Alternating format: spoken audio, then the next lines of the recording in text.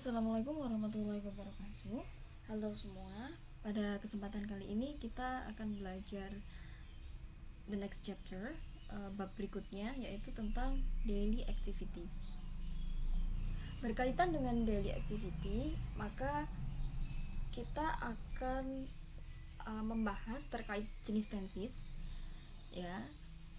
Berkaitan dengan aktivitas sehari-hari, berarti ini berhubungan dengan sebuah kebiasaan atau sebuah aktivitas yang diulang-ulang seperti itu. Maka ketika kita membicarakan atau menjelaskan tentang daily activity atau sebuah aktivitas yang dilakukan secara berulang-ulang, maka tentu kita menggunakan sebuah tenses dalam penggambarannya. Dan tenses yang akan kita gunakan di sini adalah simple present tense. Jadi kita pada kesempatan kali ini akan belajar tenses simple present tense. Nah, first of all, before I explain about simple present tense, my first question is, how do you express your daily activity? Bagaimana Anda bisa mengekspresikan aktivitas sehari-hari Anda? Bagaimana kamu bisa mengekspresikan aktivitas sehari-hari kalian gitu ya. Bagaimana kamu mengekspresikan kegiatan sehari-harimu, seperti itu kurang lebih. Nah, biasanya ketika kita ingin mengetahui aktivitas seseorang, kita menggunakan sebuah kalimat tanya ya. Beberapa pertanyaan yang bisa kita ajukan, contohnya adalah seperti yang ada di dalam slide ini. Misalkan seperti, what is your activity in the morning? Apa aktivitasmu di pagi hari?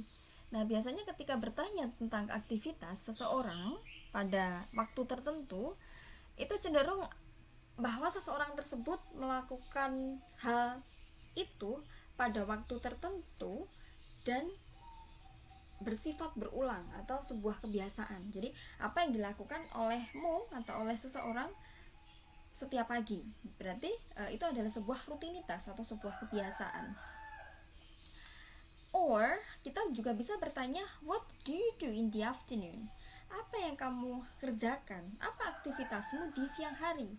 Sama seperti penjelasan pada pertanyaan sebelumnya, bahwa hal ini atau ekspresi ini, pertanyaan ini juga bisa digunakan untuk menunjukkan atau menggambarkan sebuah aktivitas seseorang yang dilakukan secara teratur atau berulang pada waktu tertentu. The next one is, what is your activity every evening dan every night? Apa yang kamu lakukan atau apa aktivitasmu setiap sore atau malam hari? Ini juga menunjukkan sebuah ekspresi atau pertanyaan yang bisa digunakan untuk menggali sebuah kebiasaan atau aktivitas berulang yang dilakukan oleh seseorang pada waktu tertentu. Oke, ketika kita menjelaskan sebuah aktivitas yang dilakukan secara berulang atau sebuah kebiasaan, kita bisa simpulkan sebuah kebiasaan ya, maka kita harus mengekspresikan apa yang kita jelaskan atau apa yang kita gambarkan yang menunjukkan sebuah aktivitas berulang kita itu dalam bentuk simple present tense ya. Ketika kita menjelaskan aktivitas kita atau sebuah kebiasaan kita, rutinitas kita dalam bahasa Inggris, maka tenses yang digunakan adalah simple present tense. Nah, simple present tense ini adalah salah satu jenis tenses ya yang perlu untuk dipahami. Simple present tense ini fungsinya adalah yang pertama showing fact, menunjukkan fakta, dan yang kedua adalah showing habit, menunjukkan sebuah kebiasaan. Ingat ya, kebiasaan adalah sebuah aktivitas yang dilakukan secara berulang. Sedangkan fact atau fakta itu adalah kebenaran umum. Artinya adalah ketika saya mengatakan bahwa ibu kota Indonesia adalah Jakarta, maka saya mengakui kebenaran itu dan orang lain juga mengakui kebenaran itu fakta ya. Atau ketika saya mengatakan bumi berbentuk bulat, nah itu sebuah kebenaran umum ya. Semua orang akan sepakat bahwa bentuk bumi bulat dan ibu kota Indonesia adalah Jakarta. Semua orang mengakui itu dan semua orang sepakat karena itu termasuk fact atau sebuah fakta gitu ya. Nah sekarang kita mengenal adverb of time. Tadi sebelumnya kita sudah mengenal fungsi dari simple present tense. Yang pertama adalah showing fact, menunjukkan fakta, dan yang kedua adalah showing habit, menunjukkan sebuah kebiasaan. Selanjutnya kita akan memahami adverb of time, keterangan waktu yang biasanya merepresentasikan atau menggambarkan simple present tense. Yang pertama ada kata everyday, setiap hari, every time, setiap waktu, every night, setiap malam, every morning, setiap pagi, always, selalu, usually, biasanya, never, tidak pernah, often, sering, dan seldom, jarang. Di luar ini misalkan ada kata sometimes, kadang-kadang, itu juga menunjukkan keterangan waktu untuk simple present tense gitu ya. Yang paling sering digunakan adverb of time-nya adalah ini, dan juga sometimes ya, kadang-kadang itu juga sering digunakan dalam sebuah kalimat atau ketika menjelaskan sebuah aktivitas yang bersifat rutinitas atau sebuah kebiasaan gitu. Selanjutnya kita akan belajar tentang formula, polanya, bagaimana pola rumusnya. Nah, yang pertama kita akan belajar positive sentence terlebih dahulu. Jadi bentuk kalimat yang akan kita pelajari pada tenses simple present tense ini ada 3. Yang pertama adalah positive sentence, yang kedua adalah negative sentence, dan yang ketiga adalah interrogative sentence. Yang pertama yang akan kita bahas adalah positive sentence. Pola untuk kalimat positive sentence itu adalah seperti ini. Jadi subject plus verb 1 yang diikuti s atau es plus objek gitu ya. Polanya bisa subjek plus verb 1 saja tanpa s atau es plus objek, atau bisa juga berbentuk subjek plus verb 1 yang diikuti s atau es plus objek. Nah, nanti penggunaan s atau es ini bergantung pada subjeknya. Jika subjeknya jamak atau plural lebih dari 1, maka kata kerja yang mengikuti tidak perlu menggunakan s atau es. Namun apabila subjeknya bersifat tunggal, maka kata kerja yang mengikuti perlu menggunakan s atau es. Ingat ya, untuk ketentuannya bahwa apabila subjeknya they, we, I, you, maka kata kerjanya tidak menggunakan s gitu ya. Sedangkan apabila subjeknya he, she, it, maka kata kerja yang mengikuti harus menggunakan s atau es begitu. Oke. Nah, dulu sewaktu belajar di jenjang sebelumnya, misalkan di SMP atau di SMA atau SMK, pernah mendengar istilah Dewi Ayu ora doyan es. Nah, Dewi Ayu ora doyan es berarti Dewi Ayu kata kerjanya tidak menggunakan es gitu ya.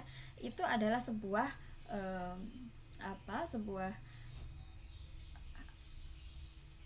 sebuah hal yang mempermudah kita untuk menghafal, atau istilahnya adalah menandai. Jadi ketika subjeknya adalah Dewi Ayu, maka ora doyan es berarti kata kerjanya tidak menggunakan s atau es. Itu dijadikan sebuah hal yang dapat memudahkan kita untuk menghafal atau menandai. Jadi ketika subjeknya adalah they, we, I, you, maka kata kerjanya adalah verb 1 saja, tidak menggunakan s atau es. Berarti selain Dewi Ayu itu harus menggunakan s atau es gitu, karena sifatnya adalah tunggal ya. Misalkan seperti he, she, it, itu kan tunggal, jadi menggunakan s atau es. Nah, ini yang pertama adalah untuk bentuk kalimat verbal. Sebelumnya ketika belajar tentang jenis kata ya di chapter sebelumnya atau di pembahasan sebelumnya kita sudah berbicara tentang jenis kata, kemudian pola kalimat ya, bahwa pola kalimat itu terdiri dari dua, ada kalimat verbal dan kalimat nominal. Nah, maka di tenses simple present tense ini kita juga akan belajar pola kalimat atau jenis kalimat ya. Jadi pola kalimatnya ada bentuk positif, negatif, dan interrogatif atau kalimat tanya. Kemudian jenisnya juga ada dua, ada kalimat verbal dan kalimat nominal. Yang pertama kita bahas ya pada baris 1. Pada baris 1 ini adalah kalimat verbal. Kenapa kalimat verbal? Dari kata verbnya saja, ini adalah kata kerja, maka tentu dalam kalimat verbal pasti ditemukan adanya kata kerja atau verb. Sedangkan pada rumus berikutnya atau pola berikutnya itu adalah seperti ini. Subjek diikuti dengan is, are atau to be ya, ini bersifat to be, diikuti dengan adjective atau kata sifat, atau noun kata benda, atau noun phrase. Noun phrase itu apabila ada kata sifat ya ketemu dengan kata benda, maka dia disebut dengan noun phrase. Nah, jenis pola ini disebut dengan kalimat nomina. Kita bisa menyebut kalimat nomina apabila dalam kalimat tersebut atau dalam pola kalimat ini tidak ada kata kerja atau tidak mengandung kata kerja. Yang ada adalah kata apa? Ada kata to be ya, antara is, am, are, kemudian ada adjective ya, kata sifat, atau noun kata benda, atau noun phrase begitu. Nah, untuk lebih jelasnya lagi, kita coba untuk ke contoh kalimat. Misalkan seperti ini. Untuk kalimat positif ya. Untuk kalimat positif, rumusnya tadi seperti ini. Untuk kalimat verbal, maka contoh kalimatnya adalah seperti ini. I join English club twice a week. I join English club twice a week. I-nya di sini sebagai subjek, join-nya adalah sebagai verb atau kata kerja, English-nya sebagai English club-nya sebagai objek, and twice a week-nya itu sebagai adverb of time atau keterangan waktu. Jadi kalau diartikan ke dalam bahasa Indonesia, artinya adalah saya bergabung pada klub bahasa Inggris twice a week itu berarti 2 kali dalam seminggu, ya. Jadi saya bergabung atau saya mengikuti English club atau kelas bahasa Inggris ya, atau ekstrakurikuler bahasa Inggris 2 kali dalam 1 minggu. Nah, di sini kita bisa bedah ya bagian-bagian kalimat ini. Jadi I-nya di sini sebagai subjek ya, join-nya adalah sebagai verb 1, English club-nya sebagai objek, dan twice a week-nya ini adalah keterangan waktu atau biasa kita sebut dengan adverb of time. Oke, kita coba pahami dalam kalimat ini apakah ada kata kerja? Ada, yaitu ada kata join. Berarti indikasinya kalimat ini adalah kalimat verbal karena ada kata kerja join. Coba dicermati lagi, kata join di sini apakah menggunakan s atau es? Tidak ya. Kenapa tidak menggunakan s atau es? Karena subjeknya adalah I. Ingat sekali lagi, subjek I, they, we, I, you tidak doyan es, maka kata kerjanya tidak menggunakan s. Kemudian kita cermati ke contoh kalimat selanjutnya. Ini polanya tadi sudah diterangkan sebelumnya. Sekarang kita langsung ke contoh kalimat. Misalkan seperti ini. She is smart. She is smart. Kita bedah dulu ya. Oke, sebelum kita bedah, kita artikan dulu. She is smart artinya adalah dia perempuan cerdas atau pintar. Maka ketika kita bedah ya kalimat ini, perbagiannya adalah seperti ini. She-nya sebagai subjek, is-nya sebagai to be ya, ini to be is. Kemudian smart-nya ini adalah sebagai kata sifat. Nah, ketika ditanya apakah dalam kalimat ini mengandung kata kerja tindakan, tidak. Di sini tidak ada kata kerja. Yang ada adalah kata to be ya, ada kata is di sini dan ada kata sifat, ada kata smart di sini adalah adjective. Nah, Maka karena ada to be kemudian ketemu dengan kata sifat, indikasinya adalah dia kalimat nomina ya. Karena di sini tidak ada kata kerja, yang ada adalah to be dan juga kata sifat. Maka jenis kalimat ini adalah kalimat nomina. Gitu. Selanjutnya, Wanda is a student. Artinya adalah Wanda adalah seorang siswa atau seorang mahasiswa. Jika kita bedah bagian dari kalimat ini, Wanda adalah sebagai subjek, is-nya adalah sebagai to be, student-nya adalah sebagai kata benda. Ingat ya, kata benda itu ada yang kita gunakan sehari-hari, yang bersifat mati ya, kata benda mati yang kita gunakan sehari-hari. Juga manusia itu termasuk kata benda. Semua profesi adalah kata benda. Profesi itu apa saja? Profesi adalah statusnya manusia. Misalkan profesinya apa? Student, college student, siswa, mahasiswa, teacher, guru, kemudian doctor, guru, dan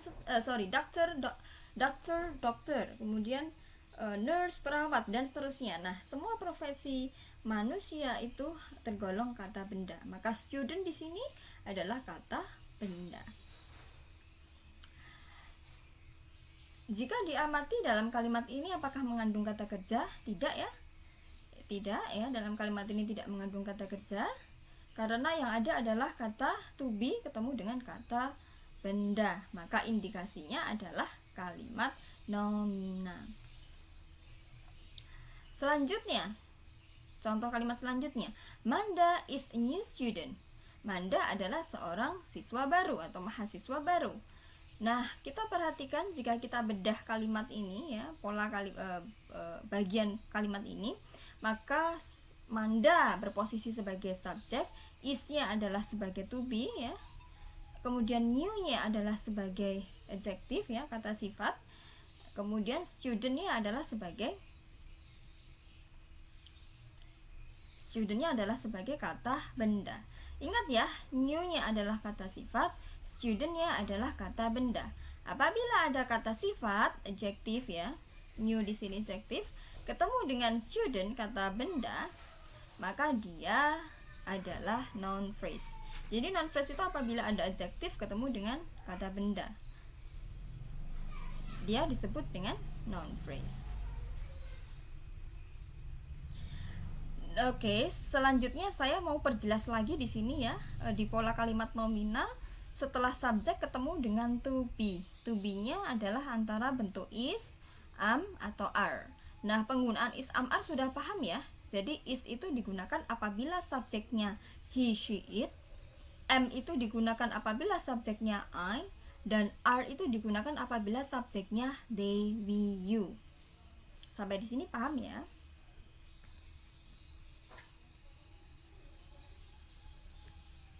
Oke, selanjutnya adalah pada pola kalimat selanjutnya, yaitu negative sentence atau pola kalimat negatif. Nah, pola kalimat negatif ini ditandai dengan adanya kata not. Secara keseluruhan polanya adalah subjek diikuti dengan do atau does, diikuti dengan not, diikuti verb 1, and then diikuti dengan objek. Subjek plus do or does plus not plus verb 1 plus objek. Nah, kalimat ini disebut dengan kalimat verbal atau jenis kalimat verbal. Kenapa? Karena ada kata kerja di sini ya. Kalimat ini mengandung kata kerja, maka di jenis kalimat ini adalah kalimat verbal. Kemudian penggunaan do atau does, kemarin kita sudah membahas ini sewaktu kita belajar arranging question sentence atau menyusun kalimat tanya. Kita sudah belajar membedakan kapan menggunakan do dan kapan menggunakan does. Jadi menggunakan do itu apabila subjeknya adalah they, we, I, you. Jadi they menggunakan do, I do, we do, you do. Kemudian does itu digunakan apabila subjeknya he, she, it. He does, she does, it does. Lalu diikuti dengan not, karena kalimat negatif tentu harus menggunakan not, diikuti dengan verb 1, lalu diikuti dengan objek. Sedangkan masih membahas tentang negatif sentence atau kalimat negatif, untuk jenis yang kedua adalah jenis kalimat nomina. Polanya adalah seperti ini. Subjek diikuti dengan to be, to be-nya adalah antara is, am, atau are. Kemudian diikuti not plus adjective atau kata sifat, atau noun, kata benda, atau noun phrase. Jadi sekali lagi, pola kalimat ini disebut dengan kalimat nomina karena dalam pola rumusnya itu tidak mengandung kata kerja, tetapi mengandung to be yang diikuti dengan kata sifat atau kata benda atau noun phrase, maka disebut dengan nomina. Nah, sekarang kita supaya lebih paham langsung ke contoh kalimatnya ya. Ini contoh kalimat yang pertama. I do not join English club twice a week. Saya tidak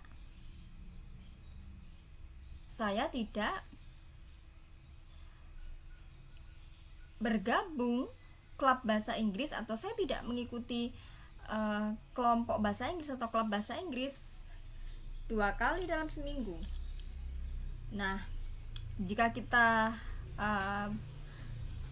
bedah ya kalimat ini, setiap katanya dengan posisinya, maka seperti ini. I di sini berposisi sebagai subjek. Kemudian do ini polanya ya. Do does diikuti not, ini polanya. Join-nya adalah sebagai verb 1, English club-nya sebagai objek, dan twice a week-nya ini adalah sebagai adverb of time atau keterangan waktu. Nah, kalimat ini apakah mengandung kata kerja? Ya, kalimat ini mengandung kata kerja. Mana kata kerjanya? Kata kerjanya adalah pada kata join.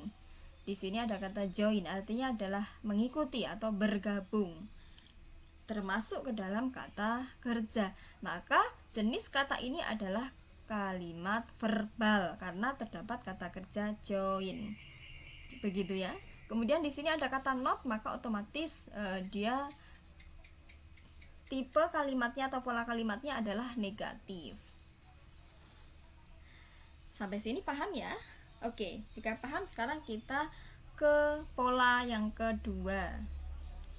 Masih membahas tentang negative sentence, tetapi untuk yang pola kedua atau pola lainnya. Langsung ke contoh kalimat ya. Misalkan seperti ini kalimatnya, she is not smart.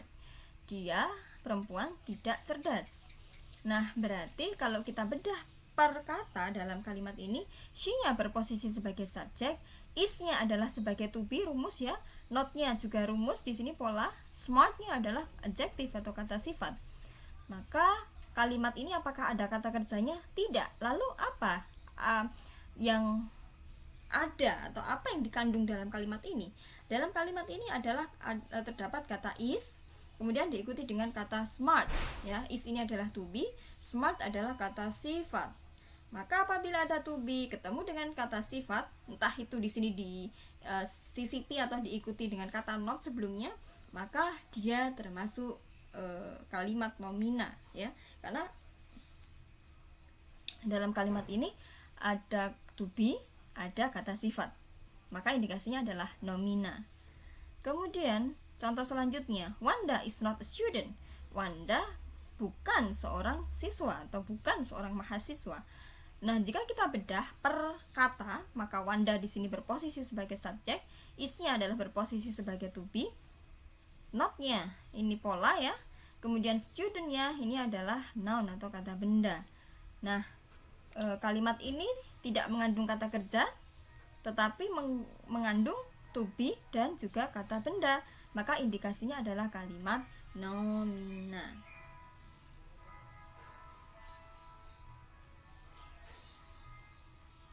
Selanjutnya, contoh kalimat selanjutnya, Manda is not a new student. Oke, Manda is not a new student. Artinya adalah Manda adalah bukan seorang siswa baru atau bukan seorang mahasiswa baru. Nah, apabila kita bedah per kata yang ada dalam kalimat ini, maka seperti ini.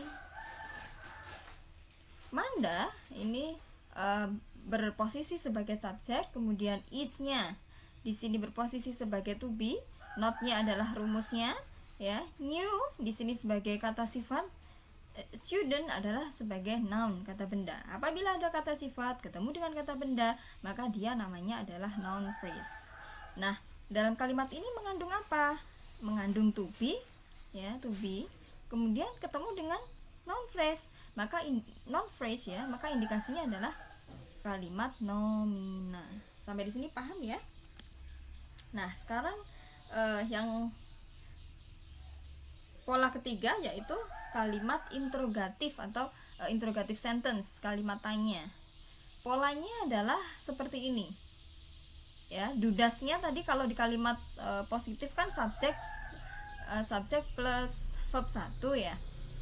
Atau kalau di kalimat negatif kan subjek plus do atau does plus not plus verb 1. Maka di kalimat tanya atau interrogatif, dudasnya ditarik ke depan, maka menjadi seperti ini. Do atau does plus subjek plus verb 1 plus objek.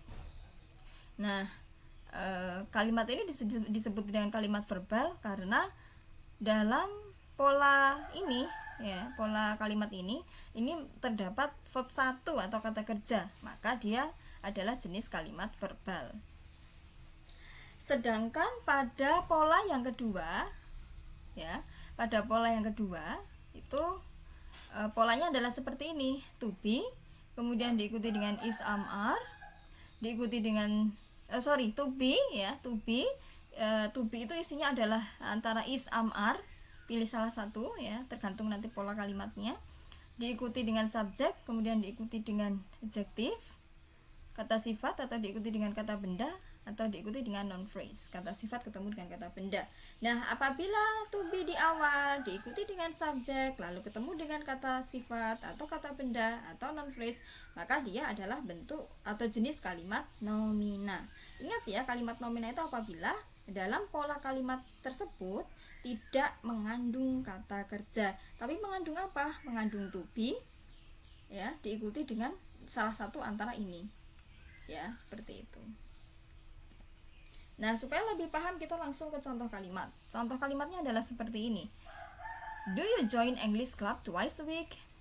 Apakah kamu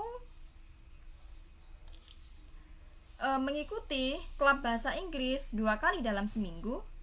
Nah, di sini auxiliary yang pertama digunakan adalah do. Padahal dalam pola rumusnya kan bisa dipilih antara do atau does. Nah, kita menggunakan do atau does ini tergantung pada subjeknya. Kalau subjeknya they, we, I, you, maka pasangannya adalah do. Kalau subjeknya he, she, it, maka pasangannya adalah does. Berhubung di sini subjeknya adalah you, maka auxiliary yang digunakan adalah do, gitu ya. Kemudian jika ditanya apa jenis kalimat ini? Jenis kalimat ini adalah kalimat verbal. Kenapa verbal? Karena ada kata kerja join. Join ini artinya adalah mengikuti atau bergabung, gitu ya. Kemudian selanjutnya, contoh kalimat selanjutnya misalkan seperti ini. Is she smart? Apakah dia perempuan cerdas? Nah, kita coba bedah dulu ya kalimat ini. Is-nya di sini adalah sebagai ini harus diralat ya. Bentuknya untuk kalimat interrogatif seharusnya is, am, are-nya di depan, jadi to be-nya di depan. Ini saya ralat dulu. To be-nya seharusnya ada di depan. To be.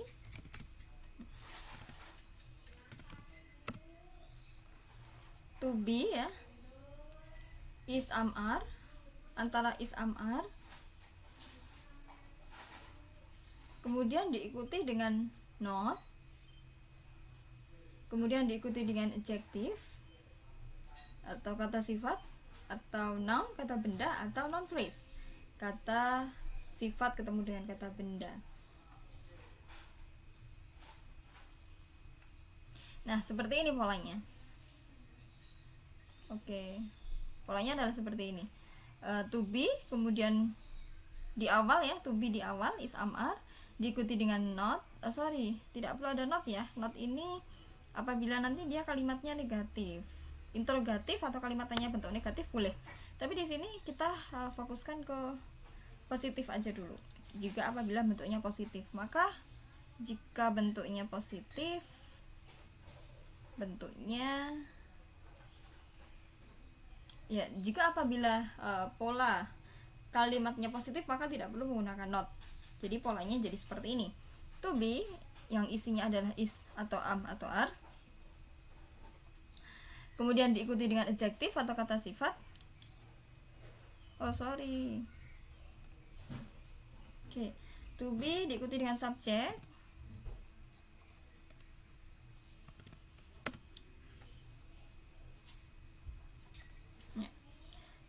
Oke, saya jelaskan sekali lagi. Jadi untuk kalimat interrogatif atau kalimat tanya, tentu jenis kalimatnya juga ada dua, ada verbal, ada juga nomina. Verbal itu apabila dalam kalimat tanya ini mengandung kata kerja seperti ini. Ada kata join kan, ini kata kerja. Sedangkan pola yang kedua atau jenis yang kedua adalah jenis kalimat nomina. Kalimat nomina ini apabila dalam kalimat tersebut itu tidak mengandung kata kerja, tetapi mengandung apa? Mengandung seperti ini. Polanya adalah seperti ini.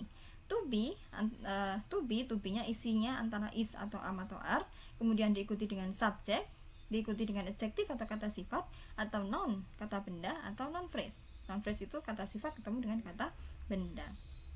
Nah, contoh kalimatnya tadi seperti ini ya. Is she smart? Apakah dia perempuan cerdas? Maka jika kita bedah per kata, fungsi atau posisi dari setiap kata dalam kalimat ini adalah is-nya sebagai to be ya, to be yang di awal kalimat sebagai kata tanya, she-nya adalah sebagai subjek, smart-nya adalah sebagai adjektif atau kata sifat. Maka kalimat ini karena tidak mengandung kata kerja, dia mengandung kata apa? Ini ada kata is ya di awal kalimat karena dia bentuknya adalah kalimat tanya, kemudian diikuti dengan kata sifat juga ada kata smart, maka indikasinya adalah kalimat nomina. Kemudian pada contoh kalimat kedua, is Wanda a student? Apakah Wanda adalah seorang siswa atau mahasiswa? Jika kita bedah posisi perkatanya, is di sini sebagai to be ya, Wandanya adalah sebagai subjek, kemudian studentnya adalah sebagai kata benda. Maka kalimat ini bukan kalimat verbal, tetapi kalimat nomina. Kenapa? Karena dalam kalimat ini mengandung to be di awal kalimat karena dia berbentuk interrogatif atau kalimat tanya.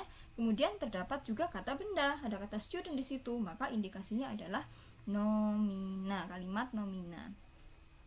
Yang terakhir, contoh kalimat yang terakhir, is Manda a new student? Apakah Manda adalah seorang mahasiswa baru atau siswa baru? Nah, jika kita bedah lagi ya kalimat kata per kata dalam kalimat ini, maka isnya adalah sebagai to be, mandanya adalah sebagai subjek, kemudian new-nya adalah sebagai adjektif atau kata sifat, dan student-nya adalah sebagai kata benda. Nah, ingat ya, apabila ada kata sifat ketemu dengan kata benda, maka dia termasuk noun phrase atau disebut dengan noun phrase gitu ya. Nah, kalimat ini adalah kalimat nomina. Kenapa? Karena dalam kalimat ini mengandung to be, kemudian ketemu dengan noun phrase. Maka indikasinya adalah jenis kalimat nomina. Nah, ingat sekali lagi, saya akan mengingatkan kapan menggunakan is, kapan menggunakan am, kapan menggunakan are, itu adalah bergantung pada subjeknya. Apabila subjeknya tunggal ya, he, she, it, maka menggunakan is. Apabila subjeknya adalah I, maka pasangannya adalah am. Apabila subjeknya they, we, you, maka menggunakan are. Jadi kenapa di sini diawali to be-nya is semua dalam contoh kalimat ini? Karena kebetulan subjeknya adalah tunggal. She itu kan dia seorang perempuan, satu orang, berarti tunggal, maka menggunakan is. Wanda kan juga satu orang ya, berarti juga to be-nya menggunakan is. Manda ini satu orang, menggunakan is. Seperti itu to be-nya. Bisa dipahami ya? Oke, saya cukupkan dulu untuk pembahasan materi ini. Silahkan dipahami. Kemudian selanjutnya adalah berlatih untuk mengerjakan praktis atau exercise.